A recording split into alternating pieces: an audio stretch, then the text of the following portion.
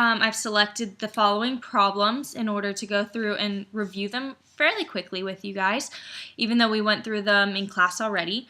I want to make sure we're on the same page. So these are the ones that people seem to have the most problems with, so we're going to go through them pretty quickly and make sure we're all on the same page. Okay, so for the first problem it says, what is the percent by mass of water in the hydrate? Remember, a hydrate has a compound that is bound to water. So what we're going to do, what we want to find is the mass of water, so I'm going to put water up top, over the mass of my total hydrate. Okay, and if you notice, it doesn't directly give me the masses. Instead, what it's doing is it's giving me the compound itself. So what that tells me, no matter what type of problem I have, whether it's a regular compound or whether it's a hydrate, what that tells me is I need to use my molecular mass of water or whatever element I'm dealing with over the total molecular mass of the entire compound, which is my hydrate in this case. So what I'm going to do is find the molecular mass of just water. If you notice, water has a molecular mass of 18, but there are 10 of them, so it's going to have a total molecular mass of 180. So I'm going to do 180 divided by the total molecular mass. Now, what I do in my calculator is the following. Sodium has an atomic mass of 23, so 23 times 2 plus 12 plus 16 times 3. Now that's 106 plus the 180 that the water contributed. So the total molecular mass of the hydrate is 286. Okay, so then what I do is in my calculator, 180 divided by 286, that's 0.629. Remember, you have to multiply by 100 to get a percentage, and what you get is B. Okay, let's work on 25. How many atoms of Na are required to react completely with 75 grams of chlorine? Now remember, chlorine is Cl2, and here's your reaction. The first thing you should notice is this is not balanced, which is a huge issue. So I'm going to balance it. I've got 2 Cl's here, and my arrow should be right here, which it's not showing. So I'm going to put a 2 here. Now I've got 2 Na, so I'm going to put a 2 there. Now, the other thing that I notice, right away I need to say what my given is, and then that is 75 grams of chlorine. So before you get confused and throw your hands up in the air and don't write anything, at least put your given. So 75 grams of chlorine. Now, I know I want to get into atoms of Na. Well, I can't get into anything of Na right now because I'm in terms of Cl2. So what I need to do is crisscross swoosh, get out of terms of Cl2 by first converting to moles of Cl2. So moles of Cl2, okay, and then grams of Cl2 on bottom. Okay, now I'm going to crisscross swoosh again. Now I can get into terms of Na by using my mole to mole ratio. So it's going to be moles of Na on top and moles of Cl2 on bottom. All right, and then up top, I'm going to crisscross swoosh one more time because if you remember, I want to be in atoms, not in moles. So I'm going to put atoms on top, and I'm going to put moles on bottom. Now, this isn't totally complete. I'm not including all my units just because of space issues. Okay, now I'm going to put a 1 in front of my moles of Cl2. And for grams, I need to put the molecular mass. So 35.5 is the atomic mass of chlorine. So 35.5 times 2 is going to be 71, approximately 71, which is fine. Then for my mole to mole ratio, notice since I balanced it, I now have coefficients. My coefficient of Na is 2. Coefficient of Cl2 is 1. If you didn't balance, this is going to be incorrect. Your final answer is going to be wrong. Here, 1 always goes in front of moles unless you're doing a mole to mole ratio, and your number for atoms is always 6.02 times 10 to the 23rd. Now, it's the same for atoms, it's the same for molecules. Okay? All right, so when you do that and plug that in, remember this answer was slightly off. It was 1.27 times 10 to the 24th. This is the answer you'll get because you do 75 divided by 71 times 2 times 6.02 times 10 to the 23rd. Fabulous. All right, let's do the next one. 26. How many liters of NH3 will be produced at STP? STP is crucial. That tells me my 22.4. If 5 grams of N2 are reacted with excess, okay, the excess part doesn't matter. All we want to know is how many liters of NH3 are going to be produced when I start with this many grams of N2. Now, first thing to recognize is the fact that this is not balanced. Since there are 3 H's here and 2 H's here, I'm going to put a 2 in front here in order to balance, make that 6, and I'm going to put a 3 in front here. Alrighty, so I've balanced. Now my given, first thing to write, never leave anything blank. Always just write your given, which is 5.0 grams of N2. Now, I want to get into terms of NH3. So my first step, guys, before you guys panic, just get into moles of N2, then moles of NH3, and then you can get into whatever you need to actually get into. So here I'm going to put grams of N2 on bottom, moles of N2 on top. Now I want to get into moles of NH3. So I'm going to put moles of NH3 up top, and then moles of N2 on bottom. Nice and easy. Then what I'm going to do, crisscross swoosh one more time, because I don't want to be in moles of NH3, I want to be in liters. And then I'm going to put moles on bottom. Now, notice I do all my units, and then I'm going to plug in my numbers. I put a 1 in front of moles of N2, because that's what I always put.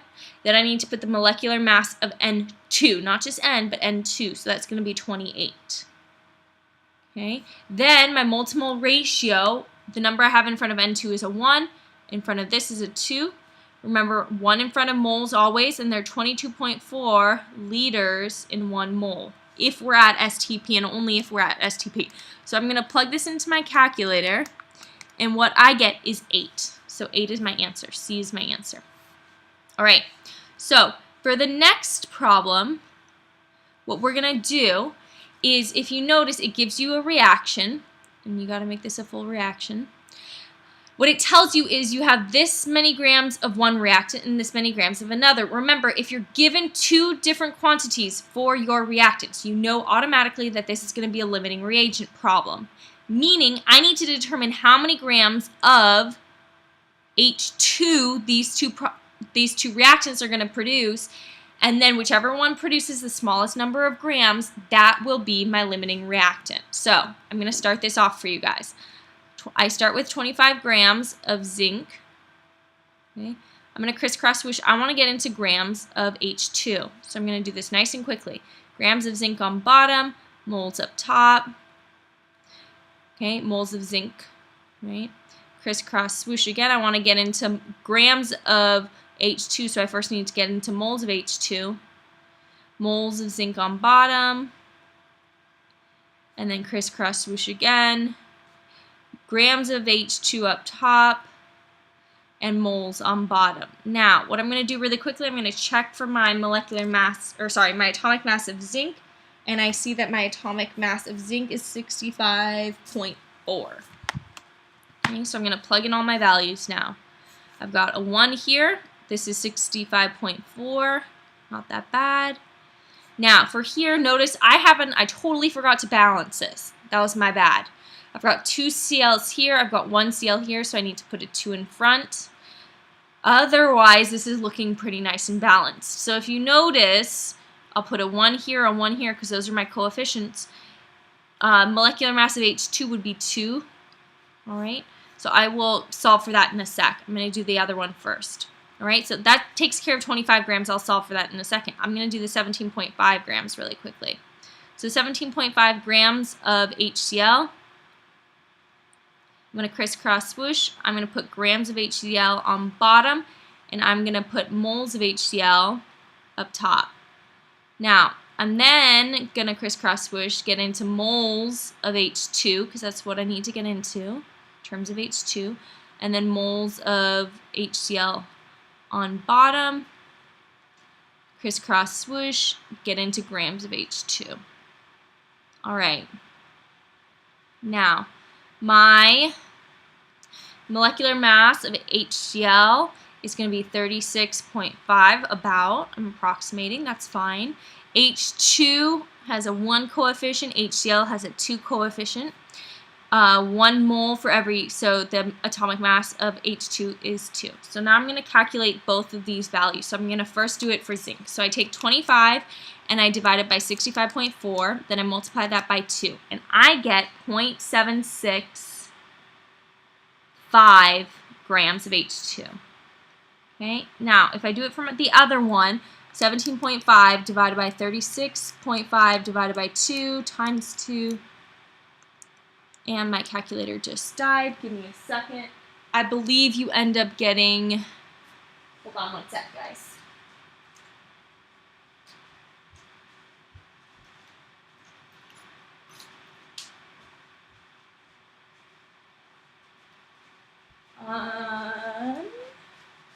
So I don't have my calculator, but I believe if you guys calculate it out, pause for 1 second.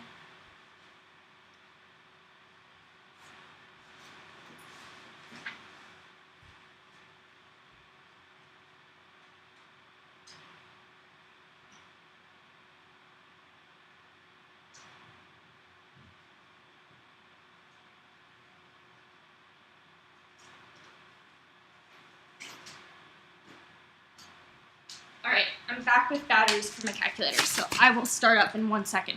So, oops, I don't want to do that. So what you'll find, guys, is whichever value gives you the smaller amount, that will be the amount that's actually produced. Okay? So give me 1 more sec, be patient with me, sorry guys.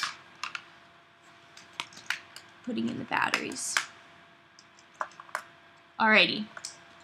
So when I do that, I'm going to do 17.5 divided by 36.5 divided by 2 times 2, well, kind of repetitive. And what I end up getting is 0.479.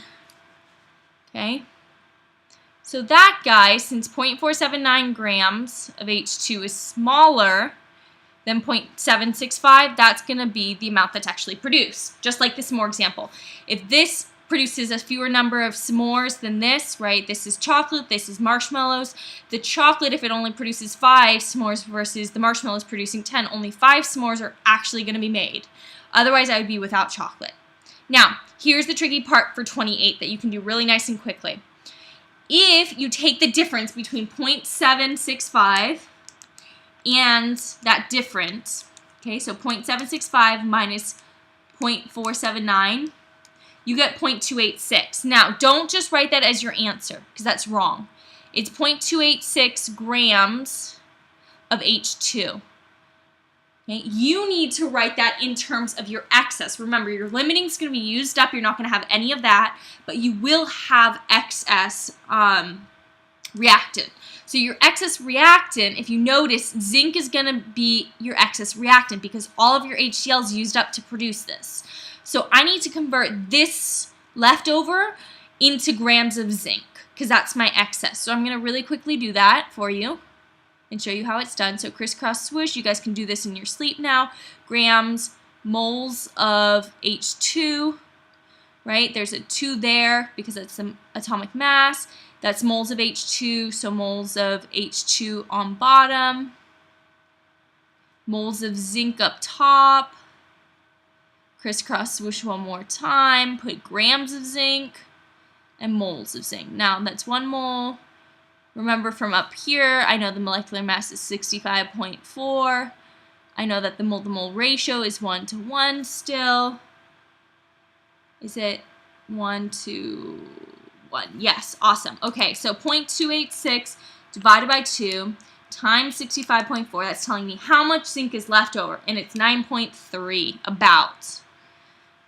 Right? So if I were to ask how much HCl is left over, since that's my limiting reactant, since it only produces 0.479 and not this larger amount, it would be 0. But since zinc is not going to be completely used up, because it has the potential to produce this much H2, I have to go back and calculate how much is left over. So by subtracting and then converting to grams of zinc, that's how I can determine it. Guys, this problem a very similar one will be on your test. It's the hardest one, but this will be on your final. Okay, so rewatch this if you need to. Sorry for the break in fixing my calculator.